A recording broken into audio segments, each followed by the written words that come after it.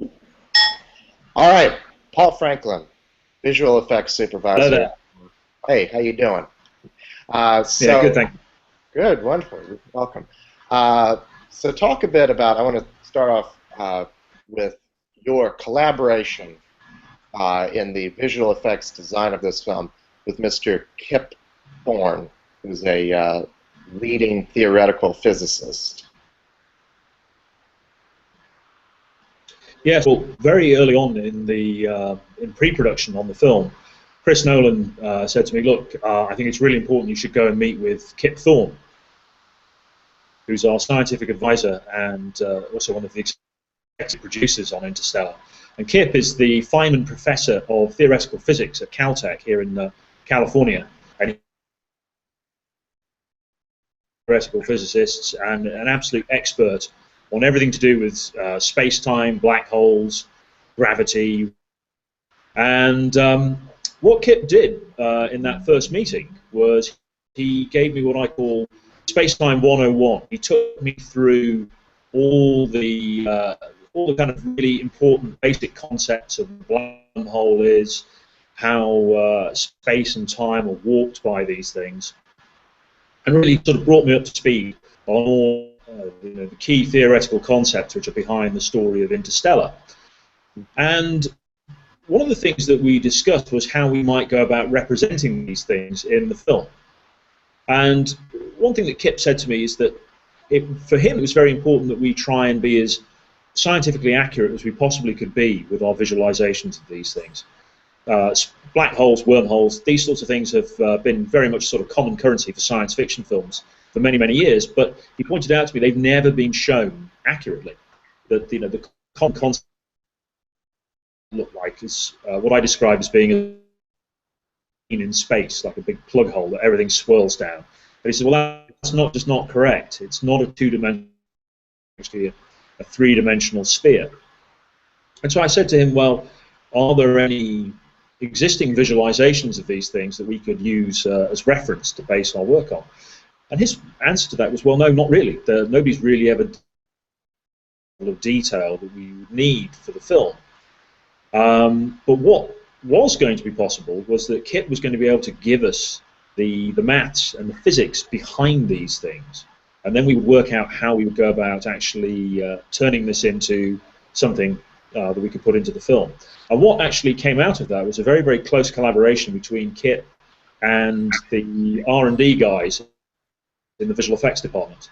And they took Kip's maths, all of his physics, implemented it in a new piece which would then correctly calculate all of the light ray paths around a wormhole, around a black hole, showing how the intense gravity of the warp space and time produces a gravitational lens in space. And when you see that the stars sort of slide around outside of the wormhole and looking at, it's a thing called an Einstein lens. It's a real thing that you can actually see photographs of these things from the Hubble Space Telescope, where galaxies have warped the space around them and created these giant lenses in the sky. But of course, we're doing it on a much more localized scale for the black hole, and it's much more intense because of all the gravity. And it was amazing to see this exchange going on between in the visual effects department.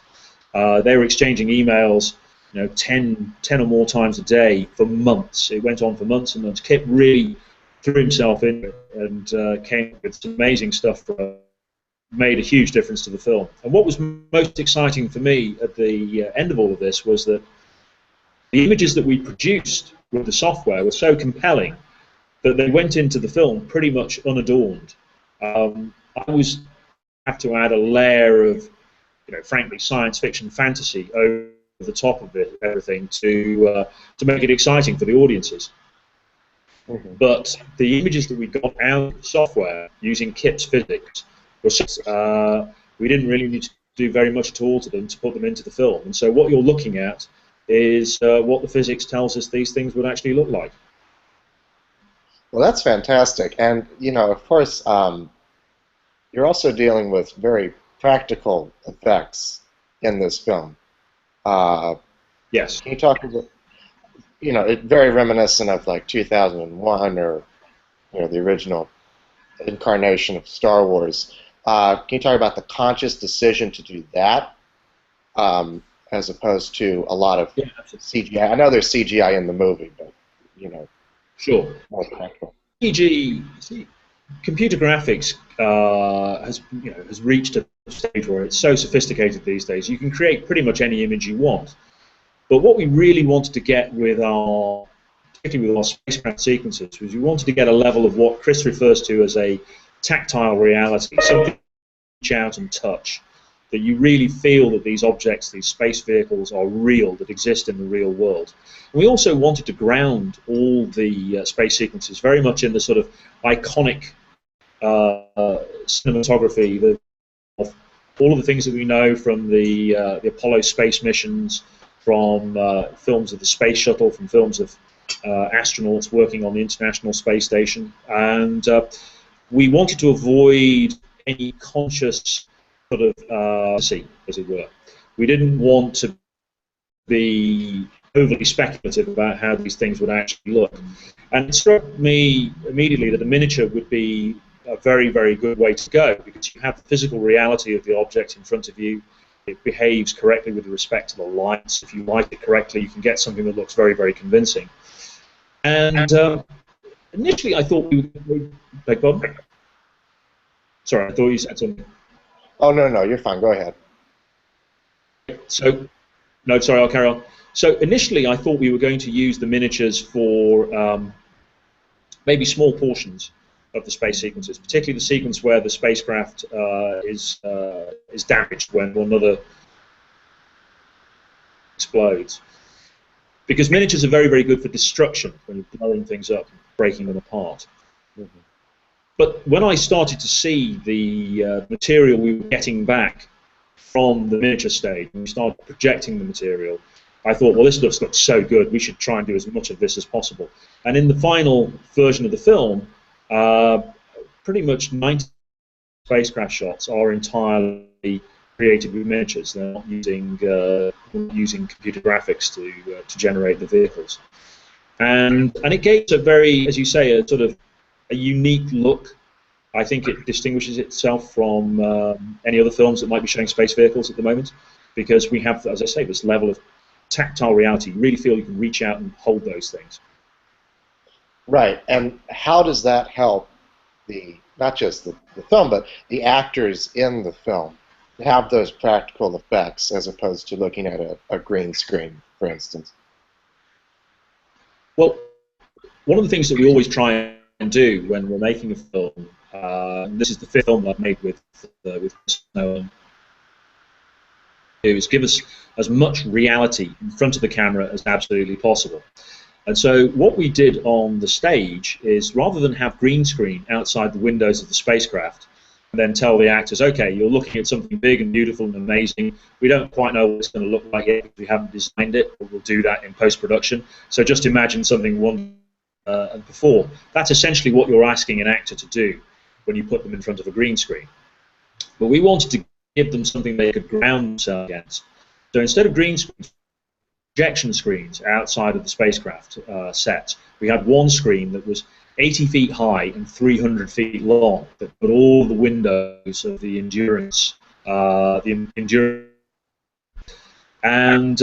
what we then did is we created content ahead of time. Normally you aren't doing things like making the black hole and the wormhole until way down the line in post-production, after all the rest of the filming has been finished. But instead of doing that, we did this up front during pre-production. We started creating these images, all the stuff that came out of the collaboration with Kip Thorne. And then we used high-powered digital projectors to project these images on screens outside the windows of the spacecraft, so that when Matthew and Anne and David and Wes are looking out through the windows, they're actually seeing the black hole or wormhole approaching them. They're seeing starscapes, planets, and these things are animating, and they look good enough that we can actually film them in camera. And it gave us a lot of things that we didn't necessarily expect to get straight away. First off, we got things like all the correct reflections in their space helmets and the way that the light refracted importantly, we got this incredible response from the actors, and they all came to us afterwards and said how much they appreciated having this to look at and how spectacular they found the whole thing. And when we actually then looked at the dailies, everything looked so good that a lot of that material made it into the finished version of the film pretty much intact. So there are quite a number of what I would call in-camera visual effect shots that haven't had any subsequent digital work done to them at all, and they just made it into the film as we filmed them. Well, that's amazing. Thank you so much for taking the time to talk with us. The work is very impressive. You're very welcome. Thank you. You're welcome. Thank you. Thank you very much. No problem.